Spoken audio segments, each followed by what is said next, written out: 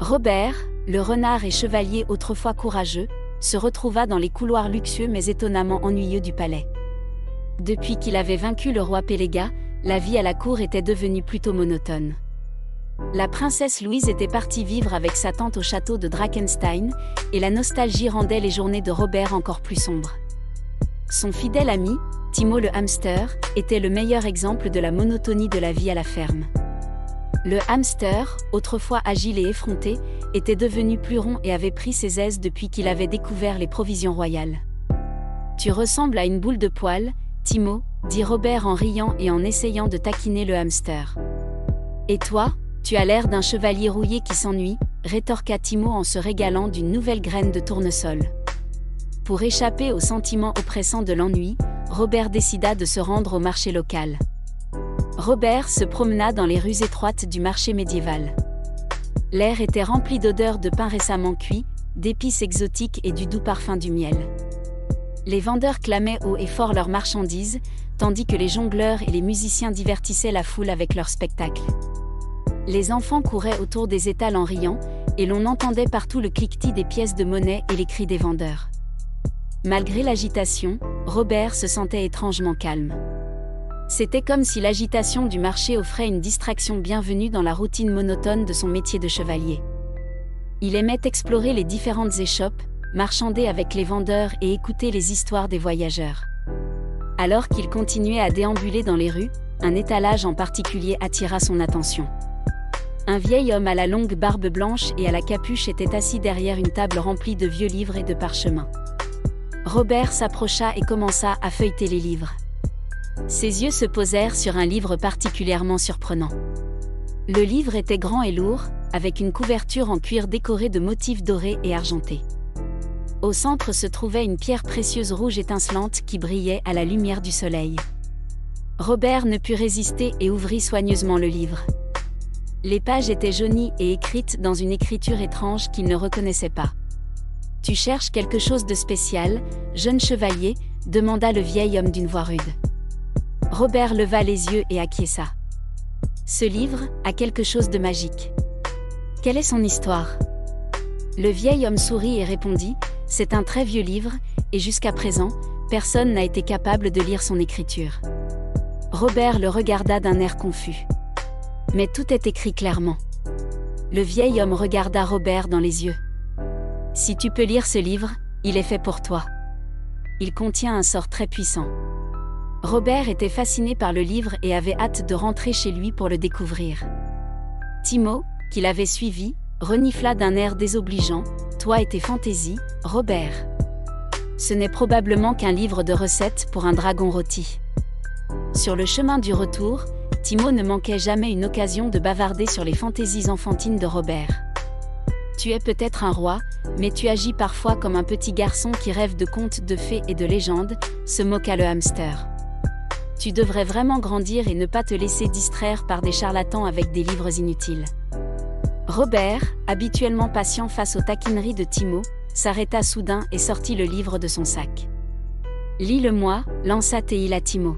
« Nous verrons alors si c'est une arnaque ou si le vieux avait raison. » Timo essaya de déchiffrer les caractères sur la page, mais il n'avait aucun sens pour lui. Il regarda Robert avec incrédulité. « Et tu essaies de me dire que tu peux lire ce gribouillis ?»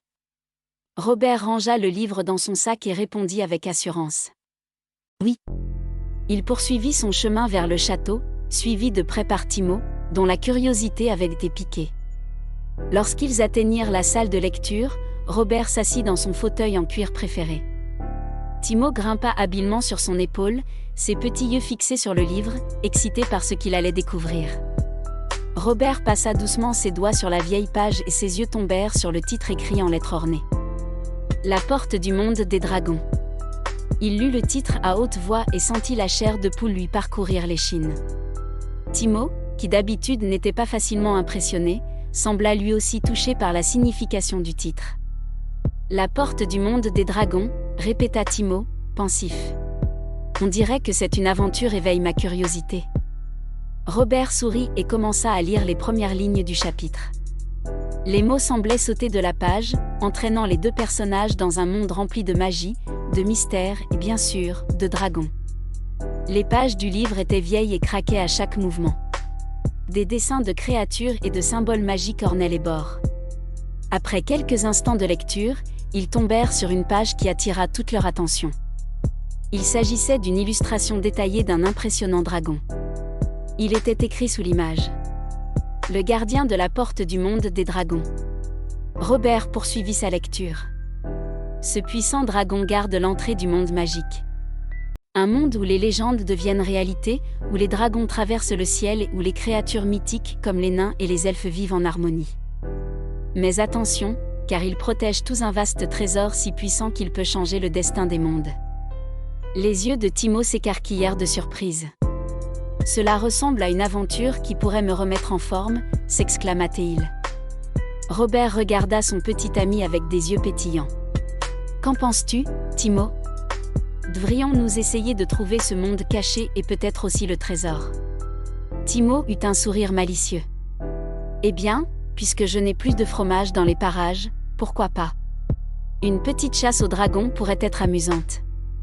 Sachant qu'il se lançait dans une grande aventure, Robert savait qu'il devait être bien préparé. Il se rendit avec Timo dans l'immense armurerie du palais. C'était un endroit impressionnant, rempli d'armures et d'épées brillantes et de toutes sortes d'autres armes. Robert commença à polir soigneusement son armure et à huiler ses armes. Chaque pièce de son équipement brillait à la lumière des bougies de la chambre. « Il est important que tout soit en parfait état, dit-il. On ne sait jamais ce qui nous attend dans le monde des dragons. » Timo était occupé à ranger divers objets dans un petit sac. C'était incroyable le nombre de choses qu'il pouvait mettre dans ce sac apparemment petit, de petites fioles de liquide mystérieux à de minuscules outils et d'étranges artefacts. Robert l'observa en haussant les sourcils. « Où as-tu trouvé ce sac ? demanda-t-il avec curiosité. Je n'avais jamais remarqué auparavant que tu y mettais plus de choses qu'il ne devrait y en avoir. Timo s'arrêta et regarda Robert avec un sourire mystérieux. Il s'agit d'un sac de hamster sans fin, déclara-t-il fièrement. Ils datent d'une époque lointaine et sont transmis aux hamsters de génération en génération. Malheureusement, beaucoup de ces sacs ont été perdus ou volés au fil du temps. C'est pourquoi il vaut mieux ne pas faire courir le bruit qu'il s'agit de l'un d'entre eux. Tu sais qu'il y a beaucoup de voleurs. Robert rit. Oh, tu veux dire des escrocs comme toi qui vont jusqu'à voler leur fromage à des enfants. Timo regarda Robert avec indignation, puis s'arrêta et hocha la tête avec un sourire. Oui, c'est exactement ce que je veux dire. Il semblait y mettre tout ce qu'il pouvait, même des choses qui, à première vue, semblaient complètement inutiles. Robert l'observa avec un sourire amusé. Tu es sûr qu'on a vraiment besoin de toutes ces choses, Timo ?